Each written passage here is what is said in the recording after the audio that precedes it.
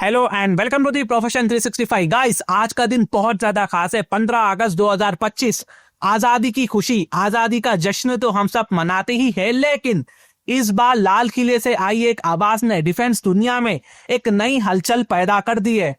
PM Modi अपने सबसे लंबे स्पीच में बहुत ज्यादा इंपॉर्टेंट अनाउंसमेंट कर चुके हैं। जी हाँ, सही सुन रहे हो आप।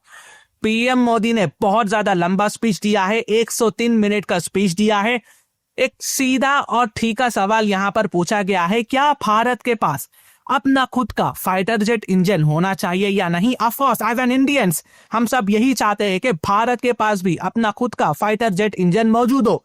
मुझे ना गाइस हमेशा से यह बात परेशान करती थी कि हमारा देश 140 करोड़ लोगों का देश है। हमारे पास इतना सारा गोल्ड है, माइन से, यूरेनियम माइन से, यहाँ तक कि अलग से अलग मिनरल्स हमारे देश में मौजूद है। यहां तक कि कच्चा तेल भी हमारी जमीन से निकलता है, लेकिन भारत के पास अपना खुद का एक फाइटर जेट इंजन मौजूद नहीं है। कितनी दुख की बात है ना गाइस। सोचो जरा, इमेजिन करो, आज हम तेजस इंडियन फाइटर जेट उड़ाते हैं, लेकिन उनका जो दिल है ना, यानी इंजन है ना, अभी भी वो यूनाइटेड स्टेट्स ऑफ अमेरिका की कंपनी जीई से मंगवाना पड़ता है। मतलब प्लेन हमारा है पर जान किसी और की है। और ये डिपेंडेंस ना गाइस कभी कभी भारत के खिलाफ वेपन बन सकती है। जी हाँ, जब आप हिस्ट्री को देखोगे, जब आप तारीख को देखोगे, तारीख हमें बहुत कुछ सिखाती है, बतलाती है। हिस्ट्री गवाह है गाइस, अमेरिका ने चाइना, ईरान, पाकिस्तान, रशिया और खुद भारत सबके साथ ऐसा ही किया है। जब मूड बदला, सप्लाई रोक दी गई। 1998 के न्यूक्लियर पोखरान के बाद हमने 3 साल तक अमेरिका से एरोस्पेस पार्ट्स इंपोर्ट नहीं कर पाए, और अमेरिका ने रशिया से भी कह दिया था कि वो भारत को रॉकेट का क्रायोजेनिक इंजन ना दे। लेकिन गाइस आज यही भारत ने क्रायोजेनिक रॉकेट इंजन का तो जुगाड़ कर लिया है। ठीक है, हमने एक तरह से ना रॉकेट साइंस को भी पार कर लिया है, लेकिन फाइटर जेट इंजन के मामले में ना हम आज भी पीछे रह चुके हैं।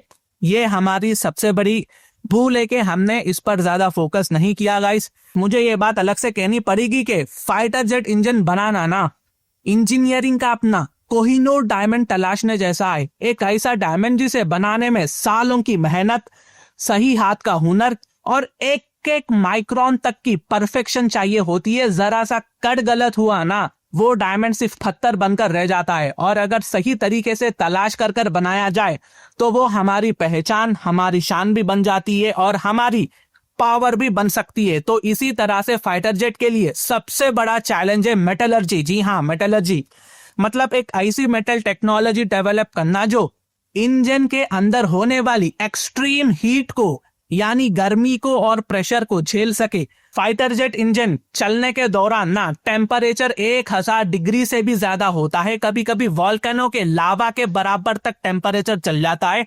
तो गाइस यहाँ पर रोल आता है मेटलर्जी का। जी हाँ, मेटलर्जी यहाँ पर बहुत ज्यादा इंपॉर्टेंट रोल निभाती है। यहाँ पर मेटलर्जी की मदद से हम मेटल हीट यानी तापमान को टॉलरेट कर सकते हैं, और इसकी मदद से फाइटर जेट को जितना हो सके हम हल्का भी कर सकते हैं। लेकिन गाइस इसका जो फॉर्मूला है ना, हर देश अपने सीक्रेट ट्रेजरी की तरह छुपा कर रखता है, क्योंकि यही इंजन की असली जान होती है। अच्छी खबर यह है कि भारत में प्राइवेट और सरकारी कंपनीज दोनों एक्टिव है।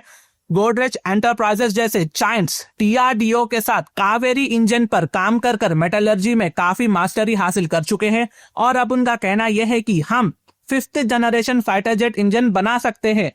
मुझे लगता है कि गाइस अगर हम रशिया जैसे डिपेंडेबल कंट्रीज के साथ भी हाथ मिला लेना, जो वेस्टर्न कंट्रीज की तरह यूएस के प्रेशर में नहीं आती, तो ये सपना जल्दी सच हो सकता है। फ्रांस ने हमें दसॉल्ट राफेल फाइटर जेट का सोर्स कोड देने से ही मना कर दिया, तो हम फ्रांस के साथ ज्यादा भरोसा नहीं कर सकते। लेकिन रशिया ने इंडिया को अपने 5th जनरेशन फाइटर जेट का सोर्स कोड देने पर भी हाँ कर दिए, एग्री हो चुका है, ताकि हम अपने हिसाब से उसमें बदलाव कर सके।